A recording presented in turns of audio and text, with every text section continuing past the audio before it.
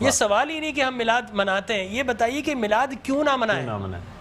آپ کوئی ایویڈنس ہے ان قرآن کے اندر منع ہے؟ جواب آتا نہیں۔ احادیث مبارکہ میں منع ہے؟ جواب آتا نہیں۔ کیا صحابہ کرام رضوان اللہ تعالی علیہ مجمعین نے منع کیا؟ جواب آتا نہیں۔ بڑی عجیب غریب بات ہے کہ آپ منع کرتے ہیں۔ اچھا جناب یہ دیکھیے کہ میں بڑے سادہ الفاظ میں بتانا چاہوں گا کہ اسلام کیا ہے۔ اسلام 4 چیزوں پہ مشتمل ہے۔ حضور نے جو فرمایا وہ اسلام ہے، حضور نے جو کیا وہ اسلام ہے، اور حضور نے جس سے منع کر دیا وہ اسلام ہے، اور حضور نے جس سے منع نہیں کیا وہ بھی اسلام ہے۔ لہٰذا اگر کوئی آج کسی چیز کو منع کرتا ہے، اس کا مطلب یہ ہے کہ وہ اسلام کے منہ میں اپنی بات ڈال رہا ہے۔ اب نہ اللہ سے بھول ہوئی نہ رسول سے بھول ہوئی، قیامت تک کی ساری ناجائز چیزوں کو قرآن مجید اور احادیث نبویہ میں بڑے بڑے بورڈ لگا دیے گئے کہ these are the prohibited thing, یہ حرام ہے، یہ حرام ہے، یہ حرام ہے، بڑے بڑے بورڈ لگا دیجیے۔ اور دیکھیے طریقہ اور اصول بھی یہی ہے کہ ہر جائز چیز کا نہیں بتایا جاتا۔ مثال کے طور پر اگر آپ کو کہیں جانا ہے تو آپ نے کبھی زندگی میں بورڈ نہیں دیکھا ہوگا کہ الاؤ ہے ادھر آ جائیے، یہ کہیں نہیں لکھا ہوگا۔ ناٹ الاؤڈ ہوگا وہاں ضرور لکھا، جہاں ناٹ الاؤڈ ہوگا، پروہیبٹڈ ایریا ہوگا، وہاں پر بورڈ لگا ہوگا کہ یہاں داخلہ منع ہے۔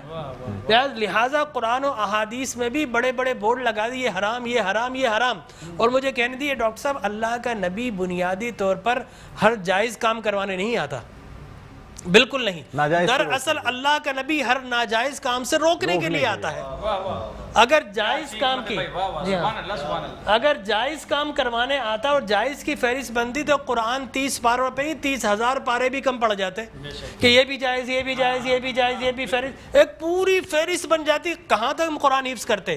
لہٰذا قرآن کے اندر اللہ کو جو ناپسند چیز ہے ان کا بیان ہے، اللہ کو جو پسند ہے ان کا بیان ہے۔ ہر جائز چیز اللہ کا نبی کروانے نہیں آتا۔ اب اگر بنگلہ دیش کے لوگ رہنے والے اگر پوری زندگی اگر چاول کھاتے ہیں اور مچھلی کھاتے ہیں، ان سے یہ نہیں پوچھا جائے گا باجرے کی روٹی کیوں نہیں کھائی، تم نے گندم کیوں نہیں کھایا، تم نے فلانے نہیں کھایا، نہیں پوچھا جائے گا۔ اگر اسی طرح پاکستان کے رہنے والے مچھلی روزانہ نہ کھائے تو ان سے نہیں پوچھا جائے گا کہ یہ بھی تو اللہ کی غذا تھی، جائز تھی، تم نے یہ کیوں نہیں کھایا۔ نہیں، ہر جائز چیز اللہ کو مطلوب نہیں ہے، اللہ کو مطلوب یہ ہے کہ ہر ناجائز کام سے روکا جائے۔ لہٰذا اللہ کے پیارے حبیب نے قیامت تک کی ساری ناجائز چیزوں سے منع کر دیا، نہ اللہ سے بھول ہوئی معاذ اللہ، نہ رسول سے بھول ہوئی، دین مکمل ہو گیا۔ اب اگر کوئی یہ کہتا ہے کہ یہ ناجائز، یہ بدعت، اس کا مطلب یہ ہے کہ کیا تجھ پر وحی نازل ہو گئی؟ باب نبوت تو بند ہو چکا ہے، اب تو کس بنیاد پر کر رہا ہے؟ دیکھیے اب کس بنیاد پر تم منع کر رہے ہو۔ اور میں آپ کو بتاؤں ڈاکٹر صاحب، یہ دین کا مسلمہ اصول ہے کہ کسی چیز کے جواز کے لیے کوئی ضعیف حدیث بھی کافی ہے، لیکن کسی چیز کے حرام یا بدعت ہونے کے لیے قرآن اور احادیث کی نص قطعی چاہیے آپ کو، اور حدیث متواترہ چاہیے، اس کے بغیر آپ کسی چیز کو حرام نہیں کر سکتے۔ اس لیے کہ اسلام گلا گھونٹنے کے لیے نہیں آیا، اسلام تو راحتیں دینے کے لیے آیا ہے۔ لہٰذا جو ناجائز چیزیں تھی اسلام نے وہ منع کر دی 1400 سال پہلے۔ اب اگر کوئی کہتا ہے کہ جناب آپ میلاد کیوں مناتے ہیں، تو میں کہتا ہوں یہ سوال ہی نہیں، بڑے احمق لوگ ہیں جو جائز کی دلیل مانگ رہے ہیں۔ ارے بھائی دلیل تو ناجائز کی ہوتی ہے، لہٰذا آپ ناجائز کی دلیل دیجئے کہ قرآن میں منع کیا کہ احادیث میں، بلکہ اب میں یہ کہتا ہوں اس بات کے بعد آپ قرآن پڑھیے، اللہ تبارک و تعالی نے 5 نبیوں کا میلاد قرآن میں بیان کیا ہے۔ حضرت آدم علیہ الصلوۃ والتسلیم کے میلاد نامے قرآن کے 5 رکوع پر متفرق پہلا واقعہ ہی میلاد نامہ آدم ہے۔ فرشتوں کو جمع کیا، میں آدم کو پیدا کرنے والا ہوں، کیا کریں؟ سیلیبریشن کرو۔ آدم کی ولادت کا موقع، نفخت فیہ من روحی فقعوا لہ ساجدین، جیسے ہی میں یہ آنکھ کھول دے، یہ پیدائش ہو جائے، ولادت ہو جائے، تو تمہیں کیا کرنا ہے؟ اس کو سجدہ کرنا ہے۔ اللہ تبارک و تعالیٰ فرماتا ہے کل مجمعون الا ابلیس، سارے فرشتوں نے سیلیبریٹ کیا، آدم کو سجدہ کیا سوائے ابلیس کے۔ تو معلوم یہ ہوا کہ جس نے میلاد منایا اللہ نے اسے نورانی قرار دے دیا، اور جس نے انکار کیا اللہ نے اسے شیطانی قرار دے دیا۔ سبحان اللہ سبحان اللہ۔ لہٰذا اسی طرح میں 2 منٹ بس، اسی طریقے سے سورہ قصص میں حضرت موسیٰ علیہ الصلوۃ والتسلیم کی میلاد نامہ اللہ نے 28 ابتدائی آیات میں بیان کیا. اور حضرت یحییٰ علیہ الصلوۃ والتسلیم کا میلاد نامہ سورہ مریم میں کیا سلام علیہ یوم ولدا، سلام ہو یحییٰ پر کس دن؟ جس دن وہ پیدا ہوئے. لہذا نبی پیدا ہو رہا تو اللہ سلام بھیج رہا ہے. اور پھر حضرت عیسیٰ فرماتے ہیں والسلام علیک یوم ولدت ویوم اموت ویوم ابعث حیا، سلام ہو مجھ پر جس دن میں پیدا ہوا. سرکار نے فرمایا. اور پھر اللہ تبارک و تعالی نے ووالدین وما ولد کہہ کر حضور کے میلاد کو بیان کیا.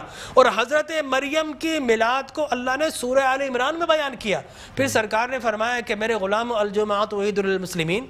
لوگ کہتے ہیں 2 عیدیں، تیسری عید مل گئی. حضرت عمر بن خطاب سے پوچھا کہ یہ الیوم اکملت لکم دینکم، یہ آیت ہمارے نبی پر نازل ہوتی تو ہم 2 عیدیں مناتے، ہم تو بطور عید مناتے.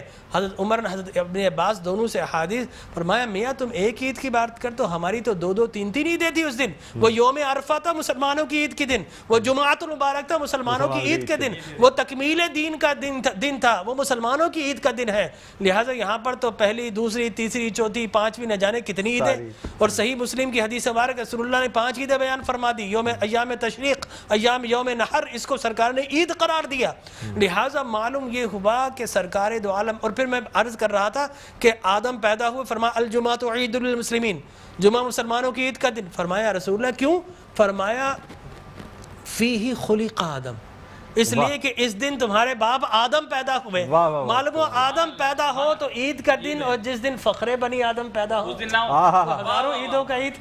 یہ عید بھی ہے اور یقینی طور پر جشن بھی ہے. دیکھیے حضرت عیسیٰ ابن مریم علیہ الصلوۃ والتسلیم پیدا ہوتے نا، اللہ تبارک و تعالی حضرت مریم کے پاس پینے کے لیے کچھ نہیں تھا. اللہ فرماتا وَحُزِّ إِلَيْكِ بِجِذْعِ النَّخْلَةِ تُسَاقِطْ عَلَيْكِ رُطَبًا جَنِيًّا، اے مریم گھبرا مت، اللہ کے میرا نبی آنے والا، اس کی ولادت ہونے والی ہے. یہ سوکھا ہوا درخت ہے، اس کو ہاتھ تو لگا. حضرت مریم جیسے ہی ہاتھ لگاتی ہے اللہ تبارک و تعالی میلاد عیسیٰ کی خوشی میں اس کو ہرا بھرا کر دیتا ہے اور پانی جاری و ساری کر دیتا ہے. تو اللہ تبرک بھی دیتا ہے، اللہ تبارک و تعالی اسے سیلیبریٹ بھی کرتا ہے. تو یقینی طور پر میلاد النبی صلی اللہ علیہ وسلم کے اگر جواز کی آپ بات کریں گے صبح ہو جائے گی.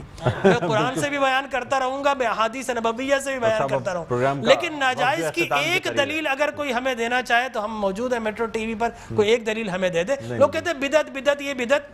او بھائی بدعت، ہر نیا کام بدعت نہیں ہوتا، ہر نیا عقیدہ بدعت ہوتا ہے. لہذا وہ سمجھے ہی نہیں، ہر نیا کام بدعت نہیں ہے. میں آپ کو ثابت کر دوں ہر نیا عقیدہ بدعت ہے. لیکن آپ شیطان نے جب بلیف جو جس چیز پہ انسان کا ہے وہ قائم ہے، وہ قائم ہے.